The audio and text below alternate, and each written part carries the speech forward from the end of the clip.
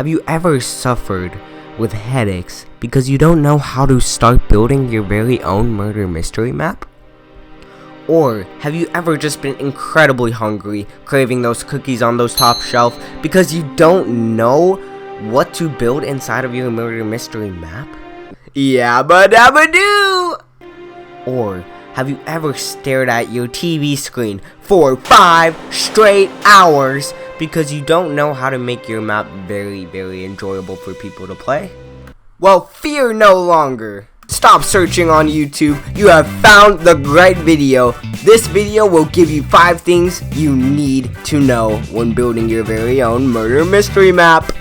So let's get right into it. So number 1, the first thing with building any map is to have a good topic or an idea for the map. You definitely don't want to copy off of somebody else or do the exact same thing somebody else is doing. If you can, you want to try to make it as original as possible. I know that can be hard, but ask friends, do it with friends, come up with a good idea. Or if it's based off of something, like for example based off of a movie or based off of a video game or something like that, you want to make sure that you know a general plan of what you're doing, or you can have a very broad basic general idea of the map and what you want in it. And also going along with that, thinking about how the map's gonna look, you also want to think about how the murderer can kill people in the map, because that's actually a very important aspect of the game Murder Mystery. Don't be afraid or don't fear that your original idea will be the only idea that you're going to be doing for the entire map, because you never know when things can change or ideas can change while you're in the middle of building. For number 2, we want to build a good spawn, and that's just incredibly important. As underestimated as spawns actually are, they're just incredibly important. 1, because it's the first place that people are even going to enter in the map.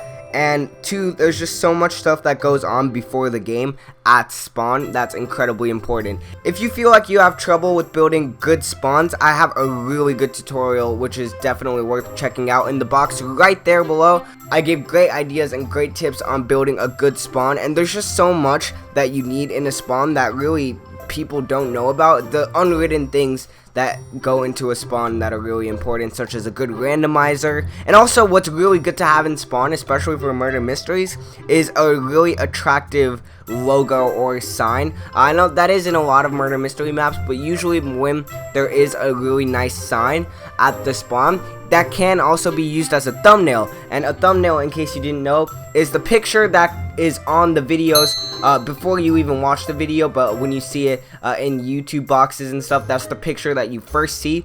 So that can usually be good for a good thumbnail like that. Another thing that goes into spawn, which is incredibly important, is the credits, which that's the only way that the YouTubers who play the map, or anybody who plays the map, that's the only way that they're gonna even be able to credit you. So you want to make sure that you have a good credit sign right there. And also, as an added bonus, a great thing to add into spawn is a storyline. Not all maps have this, but it is really unique and really fun when maps have a spooky sort of storyline, or some sort of storyline that just goes on with the map and that goes on with the theme of the map. It's really entertaining for the viewers who watch the people who record the videos on the map. It is really entertaining for them, and also it is entertaining for the people just playing the map. It makes the theme stand out from the map, which is really awesome. Next one on the list is to generally map out the things. I know this was also in number 1, just to kind of have an idea, but what I mean by map out the things in the map is usually just to kind of build, not necessarily just straight up build the map like the entire thing, not add the details straight off, but you can add general outlines in the map. This does tend to help. For example, tiny tips that you can know. For example, if you have walls in the map, sometimes having blocks in between them to where there's a space in between leaves for spaces for tunnels where you can run around, which tend to do absolutely amazing in murder mysteries. And it also gives the option of having wallpaper, aka different color walls for different rooms that are right next to each other, which just tends to do really well for the map.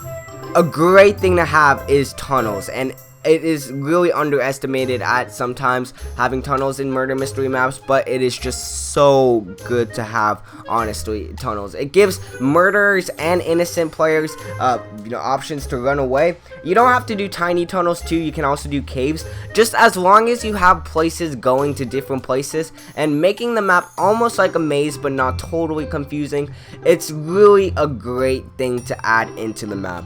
You want to also make sure that you have different types of rooms in the map. Sometimes they can be random rooms too, also depending on what the map is, because sometimes it's not even a case where it's rooms, sometimes it's actually an outdoor sort of area. So if you can kind of build either different style rooms or different style outdoor areas that still fit with the map, then that's a great thing. I definitely say go ahead, 100% go and do that, especially when it's based off of a theme.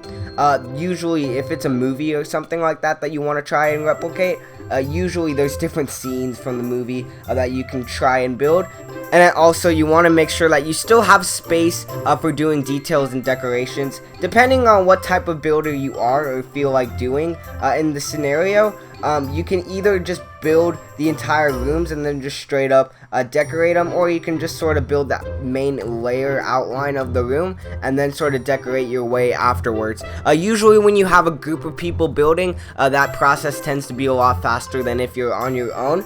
So also building with friends is just actually a really cool thing to do. It's such a great experience building with friends, especially when everybody's on the same page together and everybody knows what you're doing on the map. There's so many ideas that could be spread, and that's so many ideas that can be just thrown out when you're building with other people. So I definitely recommend, if you do have the option to do that, go ahead. Another really big and important thing that is actually not many people think about, in my opinion, is the proportions of the map. Still going along with where you want to map out things. For example, you want, realistically, depending on the style of map, once again, realistically, you want to make sure that the proportions of the builds in the map actually make sense. But that is one thing that isn't used all the time, but I would definitely watch out for, just for the proportions of your build.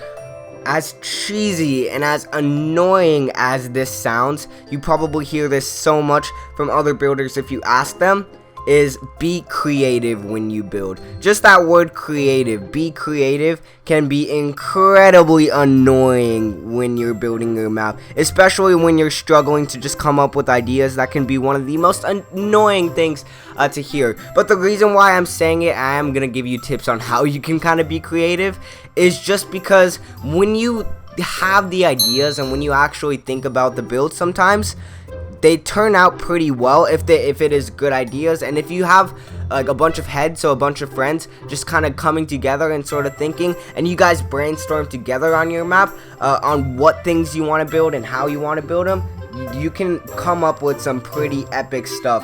And this isn't just referring to the idea of the map or the theme of the map, it can also refer to the little tiny builds in the map too. Just think outside the box. And that's another thing. How do you think outside the box? Well, this sounds also annoying too, but and it also just sounds, this is also a great way of getting ideas in general for things even outside of Minecraft, is to literally walk outside. And I'm not even kidding. Walk outside. I'm not just saying walk outside into the wilderness wherever you live. I'm saying, like, walk out and actually do stuff, like take breaks from Minecraft. I know that's kind of leading off track, but it actually helps, because when you take breaks and you look at the actual world around you, you're not sheltered into your tiny TV screen and the tiny world of Minecraft. You're also opening up into the actual real world, and that's actually incredibly valuable. When you actually do it and think about it, it is a really awesome thing to do. So I definitely recommend go ahead and do that. Another thing worth saying is to think about the map as if you were playing the map. But think about the map while you're building it, and then how the innocent players are going to play out, but mainly the murderer, because I think the most entertaining part about playing murder mystery, the most entertaining character or role to be, is the murderer, right?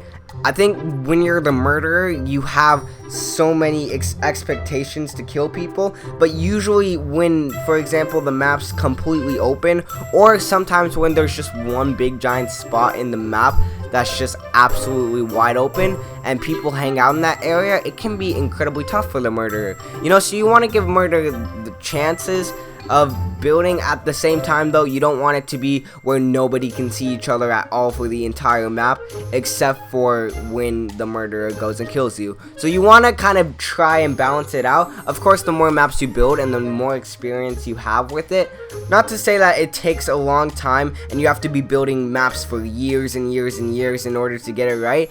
I'm just saying to put yourself into the player's shoes, and that usually comes a long way in building the map and making the map really good.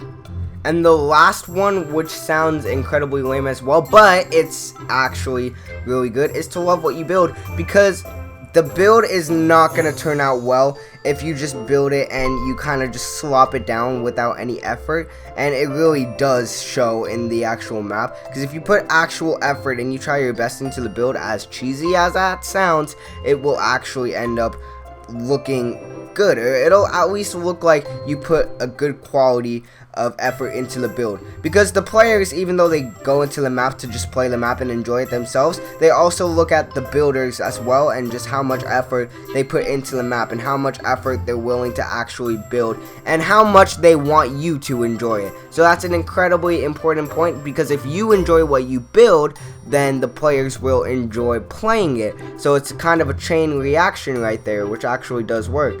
Don't build something that you don't want to build at all completely. If you run into arguments with the people that you build with, talk it out and try to come up with a compromise, because you don't want to end up building something that somebody else just absolutely hates or anything like that. You want to try to compromise it out, and you want to also just try and see what works best, and also just be open to it, you know, sometimes, because sometimes if you don't like something, but if somebody else has an idea, just kind of be open to it as well, you know, just kind of be open to the actual builds and just kind of see, you know, if it'll actually work out well. And sometimes you want to try it, because sometimes you never know actually how things will play out, but just make sure that you're staying positive with it while you're building it as well, and also when you're building it with other people too. In conclusion, I want to wrap up this video by saying that this wasn't really a topic suggested like crazy, but I think it's something that would definitely help out with people who are interested in building murder mystery maps and who want to try to get their name out in the community, possibly. I mean, if that makes any sense. But mainly the thing with the maps is I wouldn't build the map so that you can get exposure or anything like that. I wouldn't say that that's the main reason why you build. I think you build to have fun, and I think that's such an important part and a really underestimated part and a really undervalued part that people forget sometimes in just playing the game of Minecraft. Literally, it is to have fun. Eventually, once you feel comfortable with your map and once you feel strong about your map and you have the confidence to release it out for download and then tweet it to anybody on Twitter to download and then play it, maybe there's a chance that you can see your name on YouTube. Possibly you could just see your name in the videos of other people who play your map, and then hopefully it will be enjoyed by other people. That's just the most important part. So if you guys did find this tutorial helpful, I would really love to know in the comment section down below. You know where they are. And just let me know what you guys think about this tutorial. And also, if you guys want to see anything else, I'd be more than happy to attempt at least to try and do it. But I hope you guys did enjoy this video, and I will see you in the next one. Peace out. Hey, thanks for watching. If you're new to the channel, make sure you subscribe right now, because I post Minecraft videos just like this one, and I also play some of the funniest mini games you'll ever watch. And I also like chocolate milk, so subscribe right now.